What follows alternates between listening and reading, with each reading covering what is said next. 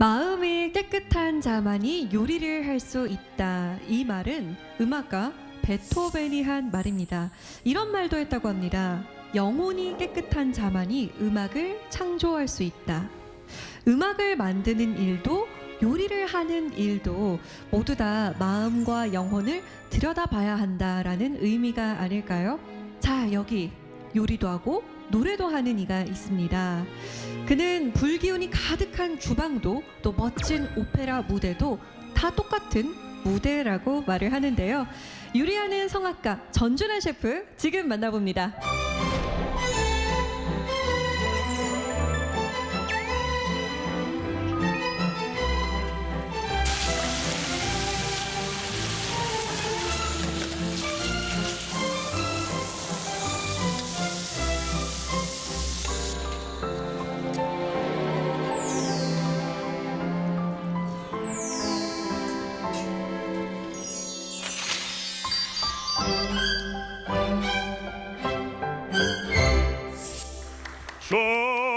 쫙쫙 찢어지어 내 이 몸은 없어질지라도 내 이름만 남아 있으리라. 명태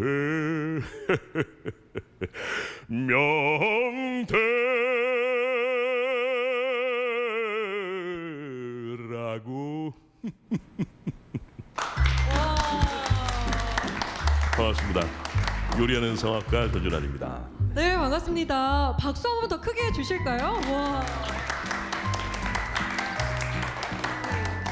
와, 어떤 곡을 불러주신 건가요? 이 노래는 이제 작곡하신 오현명 선생님, 베이스 바리톤 오현명 선생님의 대명사였죠. 하나의 18번이었고 명태라고 하는 곡입니다. 우리나라 최초의 어떤 해학적인 어떤 그 레시타티보 오페라적인 요소가 들어가 있는 곡이라고 볼 수 있는데 해학 속의 슬픔과 고뇌가 묻어 있는 그런 노래라고 볼 수 있죠. 요리와 음악, 뭐 때려야 될 수 없는 관계 같지만 그래도 요리하는 성악가라고 하면 어떤 분일까라는 생각이 들어요. 저는 이제 대학에서 성악을 전공했고 이탈리아로 오페라를 공부하기 위해서 유학을 갔다가 여기서 많은 일들을 겪으면서 한국에 돌아와서 다시 오페라 가수로 활동하던 중간에 저의 하나의 제 인생의 버킷리스트 중에 하나였던 요리사가 한번 돼보고 싶다 해서 시도를 했죠. 그래서 지금은 제가 자그마한 이탈리아 식당을 운영하고 있고 그리고 시간 나는 대로 또 무대에서는 성악가로도 활동을 하고 있습니다. 지금 노래를 연미복이 아니라 그렇죠. 셰프복이라고 하죠. 조리복. 조리복을 입고 노래를 해주셨는데 그만큼 이 묘한 조화가 어떻게 이루어질지 참 궁금합니다. 오늘 강연 잘 부탁드립니다. 네, 감사합니다.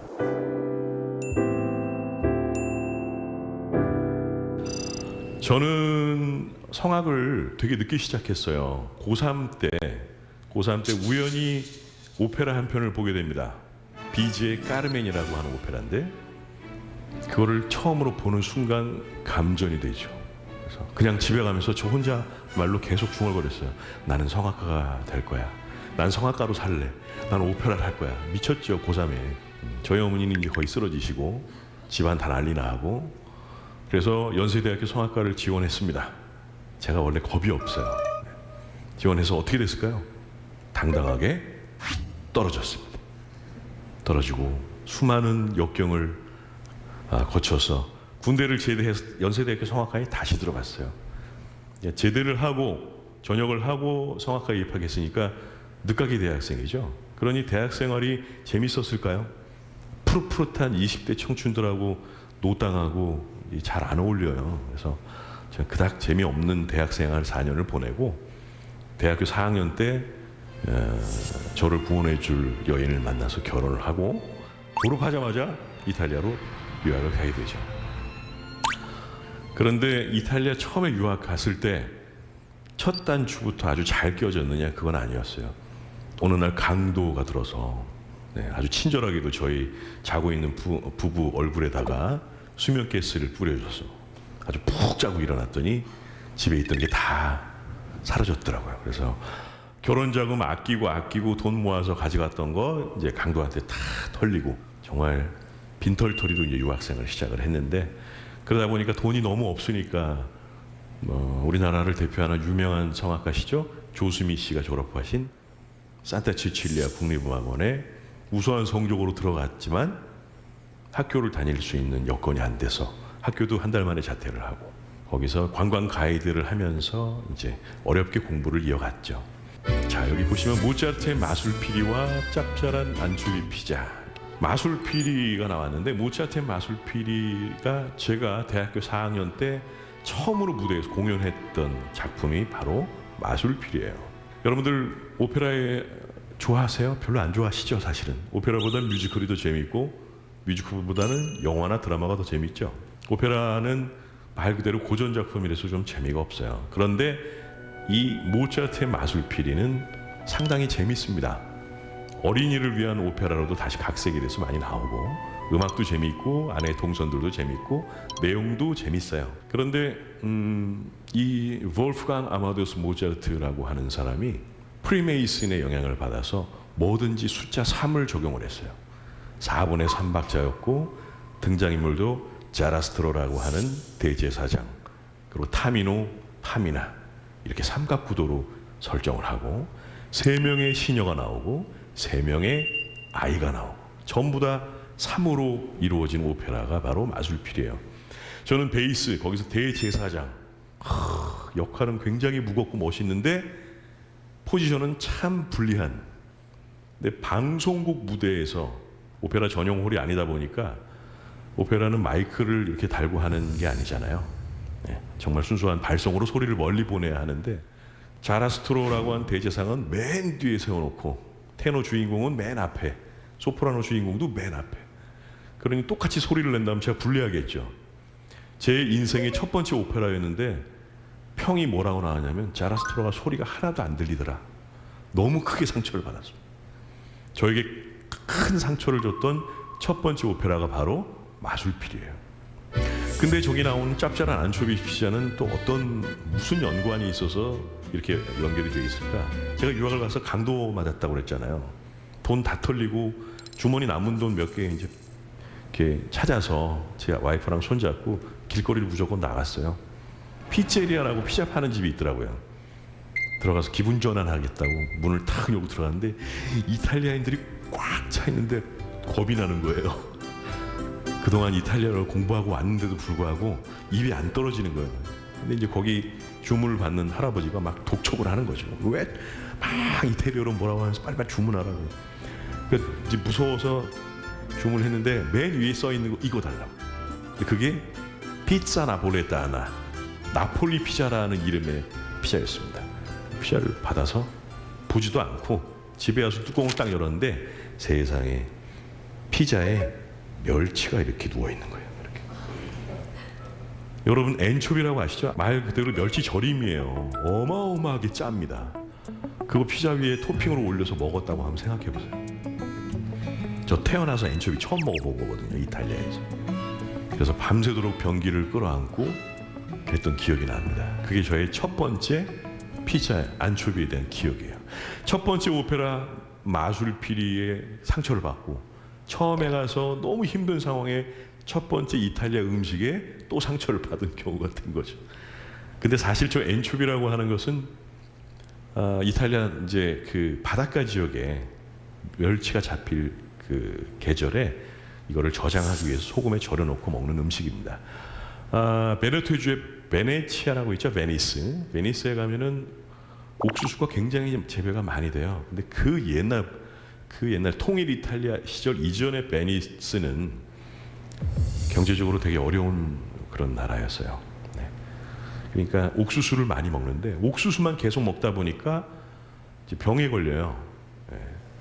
그 다른 영양분이 공급이 제대로 안 되니까 그래서 옥수수 폴렌타라고 하는 옥수수 빵 위에다가 이렇게 엔초비 절인 멸치를 올려서 먹었던 거예요. 우리 생각으로는 빵에다가 절인 멸치를 올려 먹으니까 그 안 어울릴 것 같은데 시간이 지나면 지날수록 그게 굉장히 묘한 매력과 맛을 가지고 있습니다. 짠맛 끝에는 무슨 맛이 있어요? 단맛이 있습니다. 좋은 소금으로 만들었을수록 마지막 끝맛은 단맛입니다. 그래서 처음에 저렇게 씁쓸하게 시작했던 오페라였고 처음 접했던 음식이었지만 시간이 흐르면서 저에게 단맛을 선사해 준 두 가지의 내용이 되겠죠. 자, 그리고 모차르트 이야기로 연결이 되는데 모차르트가 작곡한 오페라 중에 지금으로 표현하면 19금 오페라가 있어요. 그게 뭐냐면 돈 조반니입니다. 돈 조반니. 돈 조반니 영화로도 나왔고 돈 후앙이라는 영화로도 있었었죠. 스페인의 전설적인 인물 돈 후앙을 토대로 해서 만든 오페라인데 이탈리아 베네치아에는 실존 인물이 한 명 있었습니다. 키가 거의 한 2m 정도 되고요. 얼굴은 하얗고 팔다리가 길고 얼굴은 박보검보다 더 잘생겼고 6개 국어를 아주 능수능란하게 사용하고 문학과 시에 능통했으며 노래도 잘했고 춤도 잘 추고 희대의 바람둥이 카사노바가 실존 인물이면서 베네치아 태생이에요. 베네치아 공화국을 통치하던 도제라는 어떤 총독이 있었습니다. 거기 가면 도제 궁전이 있어요. 근데 베네치아의 도제의 눈에 바로 이 카사노바가 들게 되죠. 옆에서 시를 읽고 노래를 하고 너무너무 멋있는 청년이다 보니까 이제 카사노바를 굉장히 예뻐했죠. 근데 금기를 어겼어요. 금기를 깬 게 하나 있습니다. 도제의 애첩을 건드려요. 카사노바가. 너무 화가 났죠. 그래서 그 가지고 있는 정말 적용할 수 있는 모든 죄를 다 뒤집어 씌워서 카사노바를 감옥에 가둡니다. 도제의 궁 바로 옆에 비욘비 감옥이라고 하는 감옥이 있는데 자, 요 도제 궁전과 비욘비 감옥 사이에 이렇게 다리가 하나 있어요. 조그맣게 대리석에 구멍이 뚫려 있어서 겨우 바깥을 볼 수 있는 다리가 있습니다. 이 궁에서 재판을 받고 비욘비 감옥으로 넘어가면 죽기 전에는 못 나와요. 그래서 시인 바이런이 그 다리를 보고 이제 이 다리를 건너면 두 번 다시 돌아올 수 없었다. 그래서 본테 데이 소스피리 탄식의 다리라는 이름을 붙이게 됩니다. 근데 그 비욘비 감옥에서 탈옥한 유일한 사람이 있었어요. 누굴까요? 방금 말씀드렸던 카사노바가 비욘비 감옥에 탈옥한 유일한 사람입니다. 감옥의 어떤 간수를 유혹했다 뭐 이런 얘기도 있어요. 그리고 여유롭게 감옥에서 탈출해서 산마르코 광장에 그 세계에서 가장 아름답고 오래된 카페가 있습니다. 카페 플로리안이라고 1700년대에 생긴 카페가 지금도 영업을 하고 있는데 탈옥수가 여유롭게 그 카페에 앉아서 카푸치노 한 잔 탁 마시고 거기 있는 여자한테 윙크를 날리고 도망갔다. 뭐 이런 얘기가 전해질 정도로 아주 뻔뻔한 시대의 바람둥이가 바로 카사노바죠. 자, 돈 후앙, 전설의 인물 돈 후앙 그리고 실존 인물 카사노바의 이야기를 토대로 해서 돈 조반니가 만들어집니다. 얘기의 결말은 권선징악이에요. 마지막에 그렇게 바람을 피고 수많은 여인을 울렸던 돈 조반니는 지옥에 떨어지죠. 그러면서 오페라가 끝이 나는데 이게 재해석되죠. 현대에 와서. 우리는 과연 돈 조반니라는 사람을 묘만해야 할까? 이 사람이 정말 나쁜 사람이고 잘못됐다고 얘기할 수 있을까? 우리 마음속에도 누구나 돈 조반니를 품고 산다. 제가 예전에 이런 글을 한번 본 적이 있습니다. 상당히 공감이 됩니다. 그렇죠? 돈 조반니가 2막으로 이루어진 오페라인데 2막의 마지막에 돈 조반니가 파티를 해요. 그 시종 레포렐로를 옆에 두고 엄청난 음식을 먹어치웁니다. 이 레포렐로가 옆에서 봤을 때 주인님만 계속 여자랑 놀아나고 주인님만 계속 맛있는 거 먹고 주인님만 계속 불합리한 일을 하면서도 벌을 안 받고 하니까 이제 화가 난 거예요. 그래서 돈 조반니가 막 열심히 먹고 있는 음식 중에 닭다리 하나를 이렇게 훔쳐서 먹는 장면이 있습니다. 제가 그때 레포렐로였거든요. 근데 오페라상에 실제로 닭다리를 올려놔요. 이게 먹는 척하면 안 됩니다. 무대와 객석이 가깝기 때문에 진짜 먹어야 돼요. 그리고 노래 중간에 먹어서 이렇게 목이 잠기는 그런 소리를 내야 됩니다, 실제로. 근데 리허설하면서 제가 아무것도 안 먹고 무대에 올라갔는데 훔쳐먹은 닭다리가 너무 맛있는 거예요. 그래서 진심으로 맛있게 먹다가 진심으로 목에 걸린 적이 있습니다. 그러니까 돈 조반니가 레포렐로 거기서 뭐 하는 거야? 그럼 네 주인님 이래야 되는데 정말 걸린 거예요. 그 오페라 중간에 탁 닭이 이렇게 튀어나왔던 그런 적이 있어요. 그리고 오페라 끝나고 연출 선생님한테 칭찬받았죠. 어쩜 그렇게 연기를 리얼하게 하세요. 연기가 아니었는데 정말 목이 걸려. 모차르트에서 이야기하는 음식이란 사실은 성욕을 의미합니다. 어마어마한 성욕을 나타내는 거죠. 네. 결국 또 보면은 음식과 음악과 역사, 이야기가 다 연관이 있다. 푸치니의 라보엠과 바삭한 아란치니라고 나옵니다. 푸치니는 베네치아에서 조금 아래 내려오면은 루카라는 지역에서 태어난 작곡가죠. 저는 개인적으로 푸치니 음악을 상당히 좋아합니다. 푸치니 오페라 그 중에서 가장 사실 공감이 되고 가슴 절절한 오페라를 이야기한다면 라보엠이에요.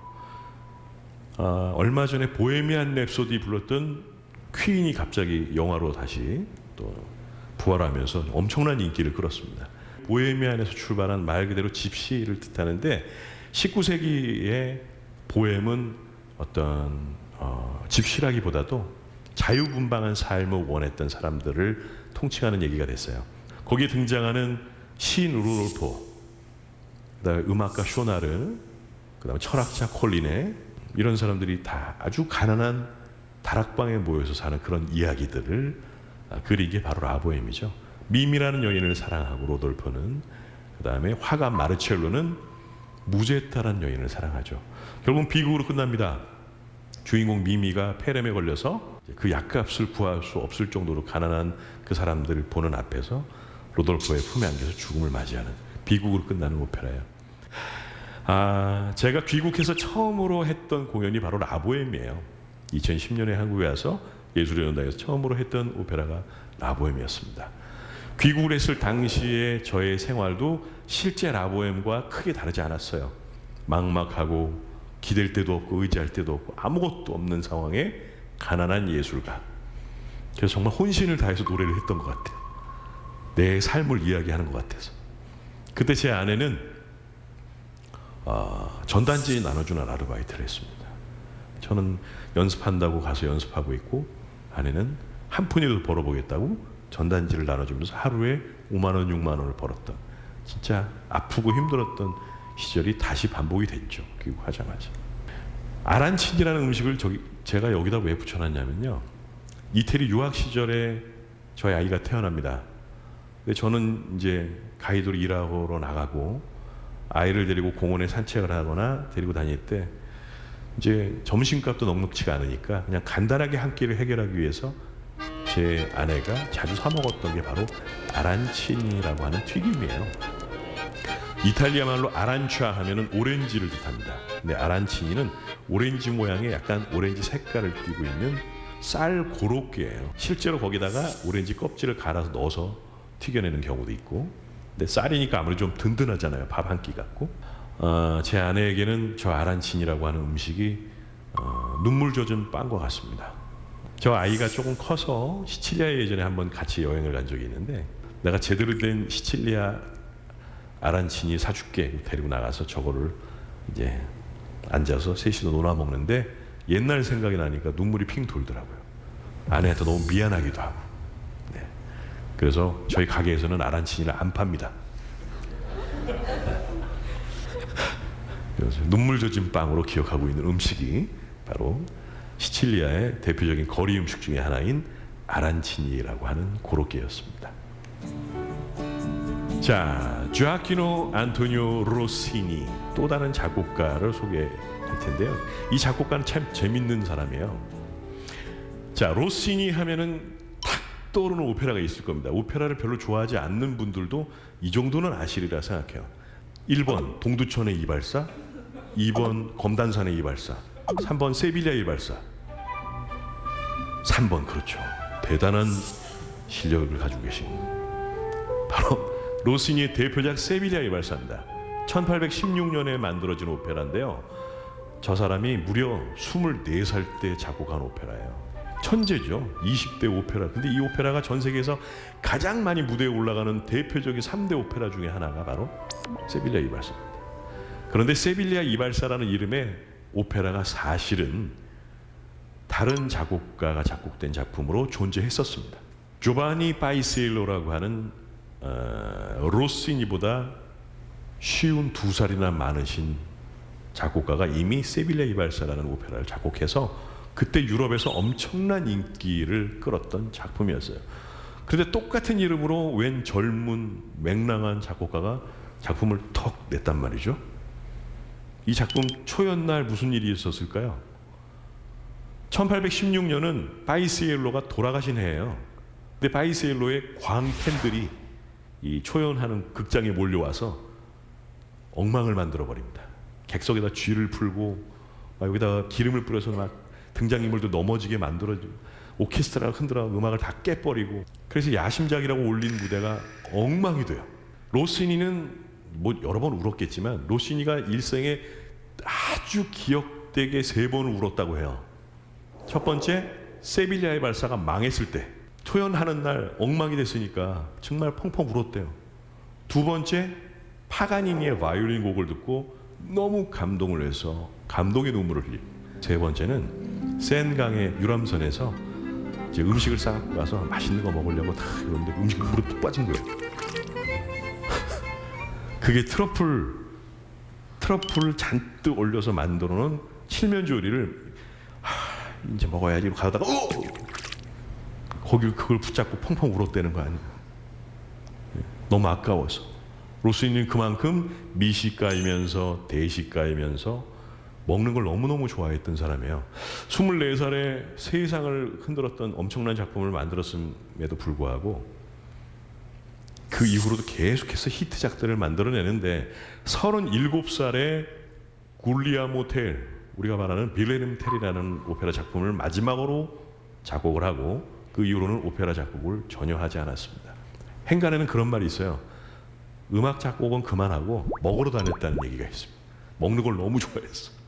로시니가 가장 좋아했던 음식은 바로 송로버섯이죠. 트러플. 엄청 비싸요. 그 이탈리아 예전에 있을 때 제가 식재료 구하러 어디 갔을 때요, 요만한 게 하나가 비싼 거는 한 50만 원 정도 되는. 최근에 뉴스에 나왔는데 이만한 화이트 트러플을 얻은 저기 누가 발견, 농부가 캐는데 경매에 붙여졌는데 이게 6억 원인가에 팔렸어요. 그 정도로 귀한 버섯입니다. 로시니가 그래서 음악 사업 말고도 되게 좋아했던 게 송로버섯을 캐려면 돼지가, 지금은 강아지를 쓰는데 돼지가 가서 송로 냄새를 맡고 땅을 막 파요.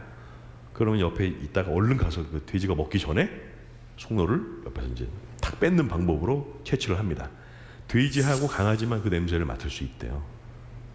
그래서 그 돼지 키우는 사업을 했어요, 로시니가. 송로를 너무 좋아하니까 송로 사업을 해보겠다고.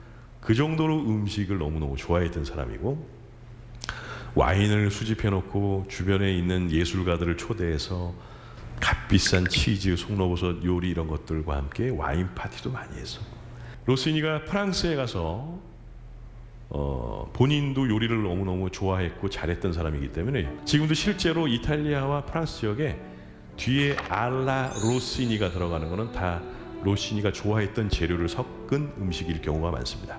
그 중에 대표적인 게 트러플, 송로버섯이 들어간 음식은 알라 로시니가 붙는 경우가 있죠. 네. 로시니의 고향인 페사로에 가면요, 스파게티 알라 로시니가 있어요. 그러면 이제 위에다가 트러플을 이렇게 뿌려주는 파스타가 나옵니다. 우리나라에서는 한 그릇에 거의 한 15만 원 정도. 근데 거기서는 한 2만 원, 3만 원이면 먹을 수 있죠. 네. 다음 걸 한번 볼까요? 보나르도 자이오티라는 세계적인 베이스 가수였습니다.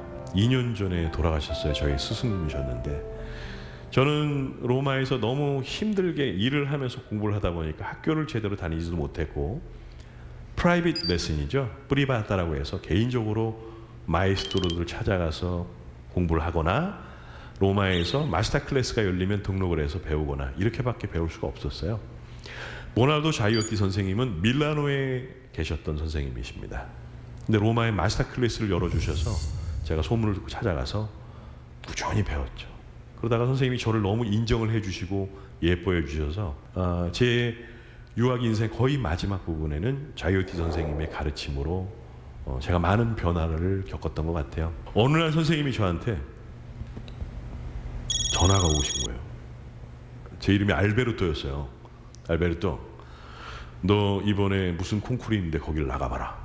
그래서 선생님 나 일 끝난 지 얼마 되지도 않고 지금 너무 힘들다고 그랬더니 아니야. 넌 이제 지금 콩쿨 나가면 1등 할 수 있어. 내가 너한테 가르친 거를 넌 지금 제대로 이해하고 있는 것 같아. 나가봐. 그래서 선생님 말을 듣고 정말로 지원을 하고 나가서 1등을 했어요. 38살에. 저도 대단하죠. 네. 이럴 때는 박수도 쳐 괜찮아요. 선생님 말을 고지고대로 이해를 하고 레슨을 하실 때 선생님은 그런 제가 너무 예뻤던 거예요.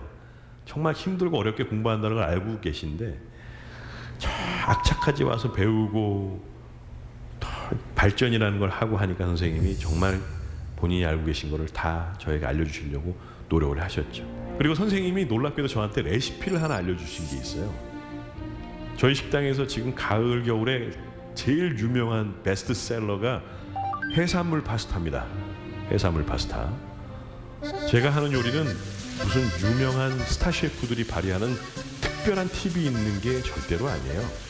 특별한 팁이 없어서 나름 맛있고 잘 되는 요리라고 말씀드릴 수 있는데, 이탈리아인들이 요리를 할 때 대단한 기술을 가지고 있는 사람들이 하는 요리가 우리가 알고 있는 그 맛있는 이탈리아 요리가 아니에요. 해물 파스타에는 도대체 여기다 뭘 넣기를 이런 맛이 나요? 하시는 분들이 가끔 계세요. 근데 뭘 특별하게 넣지 않아요. 말 그대로 새우, 오징어, 조개, 마늘 이걸로 마법 같은 맛을 만들어내는데, 마법이라고 한다면 여기다가 마법의 가루를 생각하시는데 절대 그렇지 않습니다. 자, 새우가, 제가 여기서 여러분들께 레시피를 하나 알려드릴게요. 새우가 있잖아요. 그럼 새우를 맛있게 먹는 방법, 머리와 몸통을 분리합니다. 그 다음에 껍질을 까요. 새우 등에 이렇게 내장이 지나가기 때문에 이쑤시개로 내장을 이렇게 쏙 빼서 버립니다. 자, 머리와 껍질이 분리되어 있어서 나와 있습니다. 이거 버리면 되죠? 아니에요. 이게 바로 천연 조미료가 되는 재료입니다. 머리와 껍질, 그거를 버터에다, 얘기해주면 안 되는데, 버터에 살살 볶다가 거기다가 샐러리도 넣고 당근도 넣고 마늘도 넣고 계속 볶으면서 물을 넣고 볶잖아요. 그럼 걸쭉한 국물이 납니다. 그거를 찢고 갈거나 해서 즙을 쫙 짜내면 한 요만큼 밥공기 한 반 그릇 정도 액즙이 나와요. 이게 해물 요리의 최고의 천연 조미료예요. 나머지는 오징어 넣고 새우 넣고 마늘 넣고 토마토 넣고 이렇게 볶다가 그거 한 숟갈 탁 넣어서 면 넣고 졸여내면 그게 바로 이탈리아인들이 먹는 파스타가 됩니다. 파스타는 이탈리아인들에게 사실 주식에 해당되는 거잖아요. 그 사람들은 전체 요리서부터 주식, 후식 뭐 엄청나게 제대로 저녁을 먹으면 한 4시간을 먹는 사람들인데, 그래도 메인이라고 한다면 파스타예요. 자, 우리나라 사람에게 메인 주식이 뭘까요? 비밥 하는 밥이에요. 밥. 우리가 평생 먹는 주식을 만드는 방법은 굉장히 간단합니다. 자, 이탈리아로 싹 돌려서 이탈리아인 입장에서는 주식, 매일 먹는 파스타를 만드는 방법이 정말 너무너무 어려울까요? 아주 희귀한 방법을 써야 될까요? 진짜 간단해야 되겠죠. 여기서부터 접근하면 이탈리아 요리를 이해하는 건 너무 쉬워요. 저에게 그 해물 파스타를 사주시면서 무슨 얘기를 하시냐면, 제가 아까 설명드렸던 비슷한 얘기를 하셨습니다. 알베르토 봐라, 여기 새우가 들어가 있고 오징어가 들어가 있고 조개, 토마토가 들어가 있다. 이들은 다 아침에 이 안에 모이기 전까지는 각자의 자연 재료였어. 또 서로가 이 안에 섞여 있는데 서로 회방하지 않고 조화를 이루고 있지 않니? 너의 소리가 공중에 퍼져나갈 때 무리가 가거나 뭔가 자연스럽지 않은 게 섞여 있거나 뭔가 특별하려고 쓸데없는 힘을 주거나 자연스러움을 잃어버린다면 너의 목소리는 아름다운 소리로 공중에 퍼져나가지 않을 거야. 이게 밥집에서 저한테 말씀해 주신 거예요. 밥을 먹으면서. 그러니까 몸에 전율이 느껴지더라고요. 파스타도 맛있었지만 어떻게 이런 비유로 나에게 가르침을 주실까? 그걸 잊을 수가 없어요. 실제로 제가 가장 자신 있어 하는 파스타가 해산물 파스타인데, 정말 선생님의 가르침에서 벗어나지 않으려고 생각하면서 요리를 합니다. 자연스럽게 조화롭게 어긋나지 않고, 근데 꼭 화근은 어디서부터 시작되냐면 벗어난 부분에서부터 시작이 됩니다. 인간의 모든 죄악과 고통과 슬픔은 욕심에서 출발하는 경우가 대부분이에요. 그냥 살면서 자연스럽게 우리가 겪어야 하는 고통들은 사실 시간이 지나면 슬슬 사라집니다. 그래서 버나르도 자이오티, 저희 스승님이 저에게 전수해 주신 최고의 레시피는 바로 해산물 파스타 안에 들어있었습니다. 자, 소프라노 조수미를 위한 나폴리식 고등어찜. 와, 세상에 고등어를 나폴리식으로 어떻게 찌나 정말 궁금하셨죠? 이탈리아인들도 고등어를 먹어요. 근데 우리처럼 자반 고등어, 뭐 소금을 뿌려서 굽거나 고등어를 졸여 먹거나 이게 아니라 고등어를 먹긴 먹는데 언제 먹냐면 정말 싱싱할 때만 먹어요. 이탈리아인들은 주로 바닷가 지역의 사람들이 고등어를 먹습니다. 바닷가가 없는 대륙에서 고등어 요리를 찾기는 거의 불가능해요. 안 팔아요. 그러니까 옮겨다 놓고 싱싱하지 않을 거는 안 팔아요. 예. 그러니까 그걸 판다는 거는 싱싱하다는 얘기예요. 제가 나폴리에 가서 콩쿠르하러 나폴리를 갔는데 어느 식당에서 스곰브로 고등어라고 써 있는 거예요. 너무 궁금했어요. 도대체 이 나라에서 고등어를 어떻게 먹을까? 그래서 물어봤어요, 레시피를. 아주 품질 좋은 엑스트라 버진 올리브 기름과 몇 개 허브, 레몬, 마늘 뿌리고 소금, 시칠리아 소금을 살짝 얹어서 오븐에다가 구워낸 음식이었어요. 아유, 뭐 이렇게 해서 맛이 날까? 하고 고등어를 탁 포크로 뜯어서 입에 넣는 순간 제가 그동안에 먹었던, 생각했던 혀와 몸과 뇌가 기억하고 있는 고등어 맛하고 전혀 다른 정말 맛있는 바다가 느껴지는 고등어. 이 고등어의 일대기가 느껴지는 그런 맛이었어요. 근데 여기서 갑자기 조수미 선생님을 위한 나폴리식 고등어찜이 왜 나왔을까요? 제가 예전에 한번 쿠킹 클래스 강연을 하는데 주제가 뭐였냐면 음악가들이 선호하는 음식들. 주아키노 로시니를 비롯해서 현존하는 우리나라 성악가들은 과연 어떤 음식을 선호하실까? 그래서 제가 인터뷰를 다 했습니다. 그중에 조수미 선생님하고도 서면으로 인터뷰를 했어요. 놀라운 사실은 조수미 선생님이 지금도 정말 월드 클래스시죠. 자기 관리도 너무너무 잘 하시고. 그래서 성악가들은 몸이 아끼니까 많이 먹어요. 저희는 먹는 걸로 보상을 받을 때가 굉장히 많습니다. 그런데 조수미 선생님은 육식을 하지 않으신대요. 너무 놀랐어요. 채식, 그리고 찔러서 피나는 거는 생선밖에 안 먹어요 하시는 거예요.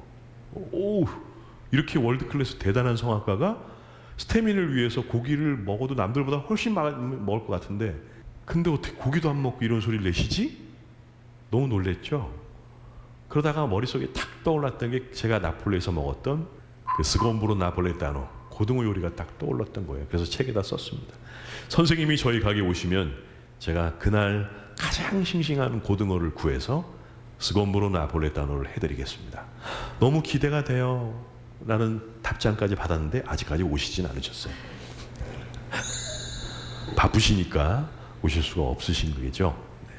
그래서 대가를 떠올릴 때 버나르도 자이오티의 해물 파스타가 떠오르고 그 다음에 조수미 선생님 하면 제가 만들어드리고 싶은 고등어 요리가 연상이 됩니다. 자, 늘 부엌에 있는 내 아내에게 저는 이 챕터를 보면 진짜 마음이 안 좋아요. 저희 결혼한 지 올해가 20주년인데 저지르지 않으면 못 갈 것 같아가지고 빚을 내서 이탈리아 여행을 한번 갔다 왔어요. 온 가족이 간 거는 8년 만에 처음이었던 거죠. 귀국하고 울더라고요 아내가. 10년의 그 추억이 정말 그 필름이 쫙 눈앞에 지나가니까. 그리고 저희 살았던 집, 옛날 살았던 집 갔더니 이탈리아는 정말 변화가 거의 없어요. 심지어 이렇게 찌그러져 있는 간판이 세상에 10년 전이랑 똑같이 붙어 있더라고요. 어쩜 이렇게 변화가 없어.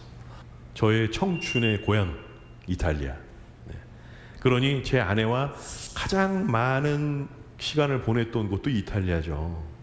음악 한다고 나가서 맨날 노래하러 돌아다니고 뭐 중간에 돈 떨어지면 와서 가이드하고 돈 차면 또 나가서 노래하러 다니고 콩쿠르 가서 상 받으면 다 따라와서 그 옛날 이 카메라 이걸로 연주하는 거 다 찍고 어느 콩쿠르에서 제가 2등을 하고 연주를 하고 딱 내려왔는데 이태리 할머니가 저한테 오더니 얼굴 따귀를 딱 때리는 거예요. 까띠보 나쁜 놈. 오, 왜 그러세요? 했더니 네 아내는 저거 찍느라고 연주 하나도 못 봤다고. 넌 까띠보라고. 우리 집사람 옆에 주렁주렁 장비를 달고 이걸 찍고 있었던 거예요. 저는 막 무대에서 화려하게 노래하고 있는데 얼마나 미안해요. 아란치니도 미안한데 그냥 미안함의 연속인 것 같아요. 남자의 중년은.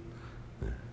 자, 김광석의 어느 60대 노부 이야기와 베네치아식 대구 요리, 이것도 역시 제 아내와 연관된 이야기인데요. 제가 예전에 아주 자그마한 어떤 서점에서 콘서트를 할 때 주최 측에서 요구사항이 뭐였냐면 성악곡, 클래식곡 말고 가요 중에 뭔가 공감이 될 만한 노래를 하나 불러주세요. 그래서 고민을 하다가 결정한 게 김광석이 불렀던 어느 60대 노부부의 이야기. 그 노래 혹시 아세요?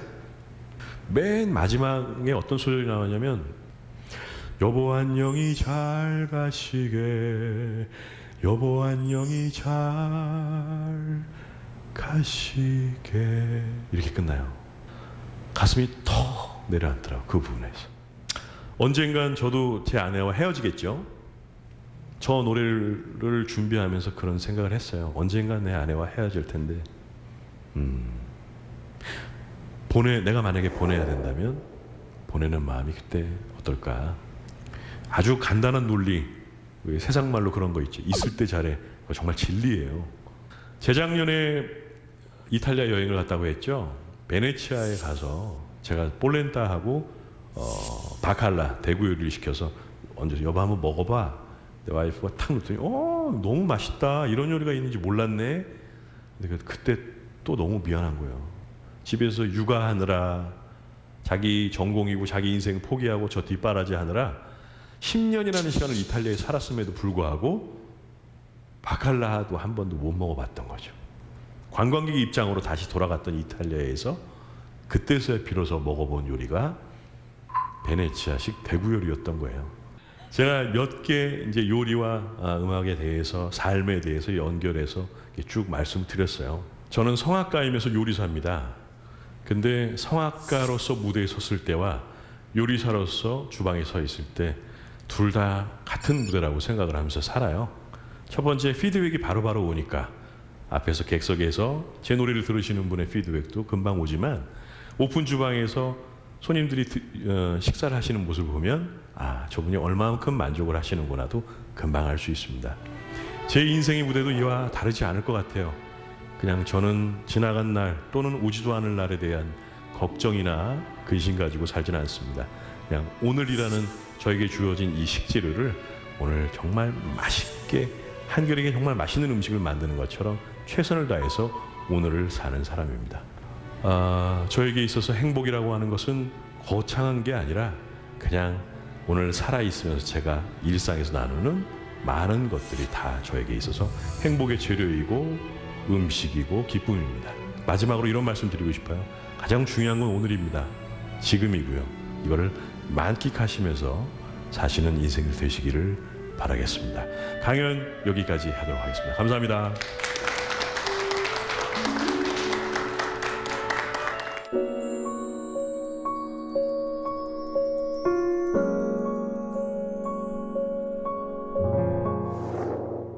네, 재밌게 다들 들으셨나요? 저는 이 강연을 들으면서 와, 전준환 셰프의 요리를 꼭 한번 먹어보고 싶다. 정말 궁금하다. 특히 그 해산물 파스타가 저는 정말 궁금하더라고요. 네. 강연에 대해서 또 셰프님에 대해서 궁금한 점이 참 많을 것 같습니다. 네. 저희가 질문부터 한번 받아볼게요. 궁금한 점이 있으시면 네. 그 예술가로 살아가는 그 꿈을 가지고 있는 사람이잖아요. 네네, 지금도 그렇죠. 하고 네. 계시고 네. 그것에 있어서 투잡은 뗄 수 없는 운명인지 그게 좀 궁금해요. 아주 현실적으로 봤을 때 떼면 안 되는 운명입니다. 네. 왜냐하면 이제 저뿐만이 아니라 많은 예술가들이 예술 형태로만 먹고 살기 정말 어렵거든요, 현실적으로. 네. 그러다 보니까 사실 저는 좀 예술과 동떨어진 어떤 행위라고 생각할 수도 있지만 노래하시는 분들 또는 연주하시는 분들도 약간 벗어난 다른 맥락의 다른 잡들을 많이 하고 계세요, 실제로. 예수를 위해서만 살 수는 없거든요. 가족을 위해서도 살아야 하고 그러다 보니까 저는 이게 되게 뭐 독특하다고 생각하지 않아요. 그냥 자연스러운 한 모습 중에 하나라고 생각합니다. 제 주변에서도 시인이면서 직장인이신 분들이 꽤 있거든요. 네네. 하지만 그래도 나는 이게 조금 더 좋다라는 게 있을 것 같아요. 어떤 게 더 좋으세요? 이런 질문도 되게 많이 받았어요. 네. 노래가 좋으세요? 뭐 요리가 좋으세요? 단골 질문일 것 같아요. 아무래도. 요리할 땐 요리가 좋고 무대에선 노래가 좋습니다. 거기에 최선을 다해야 요리는 요리대로 나오고 노래는 노래대로 나오니까요. 노래하면서 올라가서 오늘 매출이 어떻지? 막 이렇게 생각하면 노래 엉망이 되겠죠. 후라이팬 막 돌리고 있는데 갑자기 머릿속에 가사가 안 어울릴 것 같아요. 그래서 요리할 땐 요리에 집중하고 노래할 땐 노래에 집중하고 그게 최선이라고 생각합니다. 다른 질문도 한번 받아볼까요? 지금까지 요리사라는 직업을 가지고 살아오시면서 항상 누군가에게 요리를 해주시는 입장이었잖아요. 네네. 네, 그러면은 혹시 다른 사람에게 받고 싶은 요리라던가 그런 건 없나요? 요리사 입장에서 제일 선호하고 맛있어하는 음식이 뭔지 아세요? 남이 해준 음식입니다. 물론 다 맛있진 않죠. 근데 저희도 요리를 하다 보니까 어디 가서 특히 비슷한 요리를 먹게 되면 이게 그냥 먹으면 되는데 자꾸 평가를 하게 돼요. 머릿속에 그럴 것 같아요. 재료가 뭐가 들어갔지 막 이러고 하다 보니까 불편한 경우도 많죠. 근데 이제 누구에게 뭐 초대를 받았거나 뭐 저희 아내나 뭐 저희 어머니나 아니면 뭐 친척들이나 친구들이나 뭐 만찬에 초대받아서 요리해주면 정말 저는 아무 적이 없이 너무 맛있게 먹습니다. 많이. 굴곡진 인생을 살아오셨다라고 네. 표현하셨는데 요즘 청춘들 진짜 힘들거든요. 취업 준비도 힘들고 또 친구 관계도 힘들고 여러 가지로 힘든 점이 많은데 그런 사람들에게 어떤 요리 추천해 주시겠어요? 자신의 몸에 예의를 갖추라라고 말씀드리고 싶어요. 네. 우리가 사실 하루 세 끼 먹는 사람들이잖아요. 무엇을 먹느냐가 곧 그 사람이다라는 말이 있습니다. 근데 사실 조금 안타까운 게 우리가 흔히 나가서 우리가 먹는 한국 음식들, 한식들 보면은 예전 원래 고유의 한식에서 많이 벗어났다고 생각이 돼요. 그 중에 달고 짜고 자극적인 요소가 너무 많이 포함되어 있다 보니까 우리 젊은 세대들 특히 이 음식들을 늘 일상에서 접하고 먹고 사는 세대들을 보면 조금 안타까울 때가 많죠. 조금만 더 자신의 몸에 예의를 갖춰서 조금 더 제대로 된 음식을 찾아 먹으려고 노력하고 자신을 위해서 투자하는 것도 굉장히 중요한 일이라고 생각합니다. 네, 오늘 강연 정말 잘 들었습니다. 감사합니다. 듣다 보니까 막 배가 고파지는데요. 오늘 셰프님께서 저희 사세계 공동체 아주 특별한 선물을 준비해 주셨다 들었어요.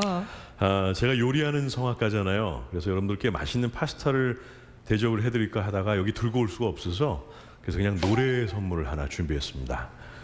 제가 준비한 노래는 10월의 어느 멋진 날이라는 노래인데 지금이 3월이니까 제 임의대로 아주 어려운 일이긴 하지만 가사 하나를 바꿔서 여러분들께 불러드리도록 하겠습니다. 3월의 어느 멋진 날에 여러분들께 선물하고 저는 물러가도록 하겠습니다. 감사합니다. 오늘 감사합니다.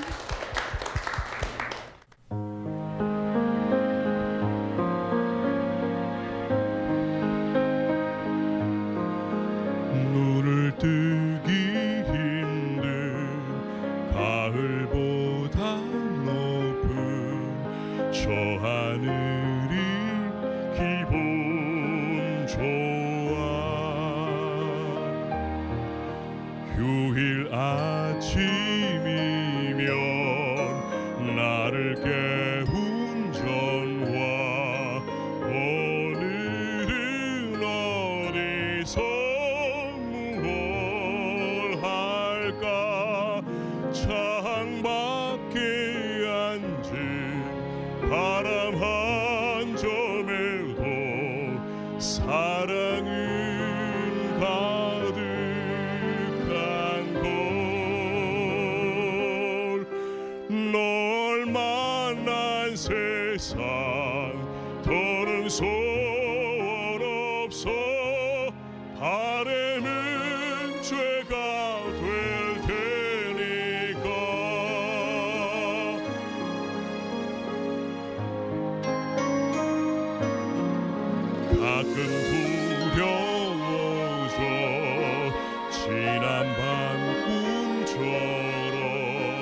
사라질까 기도해.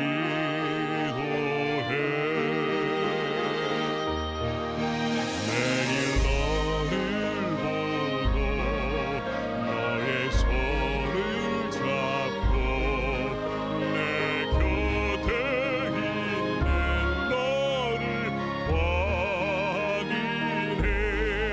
창밖에 앉은 바람 한 점에도 사랑은 가득한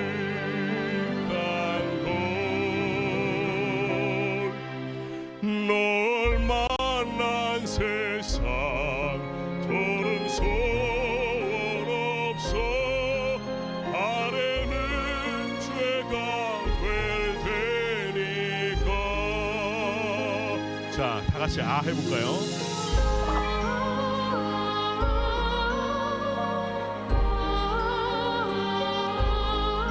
여자분들만. 자, 남자분들은 저와 같이 다시 아 하는 겁니다.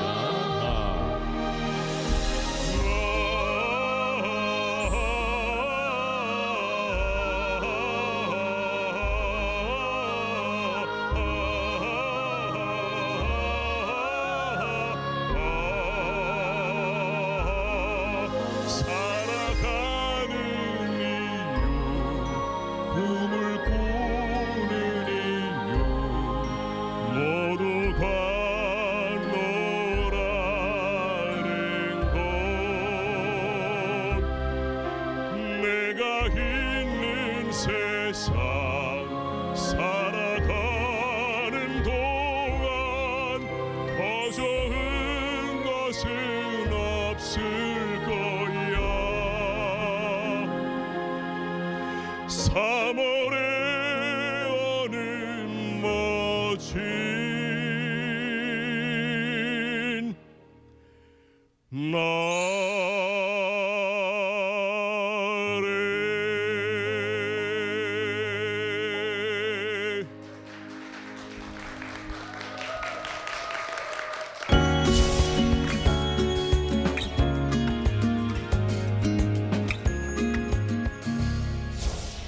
봄이 되니 무거운 겨울 코트의 어두운 색 대신 산뜻하고 밝은 색들이 거리를 물들이고 있습니다. 미국 팬톤 컬러 연구소는 2020년의 색으로 클래식 블루를 뽑았다고 합니다. 클래식 블루는 휴식의 색이라고 하는데요. 요리하는 성악가 전준환 셰프의 음식 이야기 또 노래가 휴식처럼 느껴지는 건 어쩌면 지중해 바다의 푸른 기운을 담고 있어서가 아닐까요? 휴식 같은 친구가 되고 싶은 사색의 공동체, 저희는 다음 시간에 돌아오겠습니다. 고맙습니다. L'espoir est un plat bien trop vite consommé. À sauter les repas, je suis à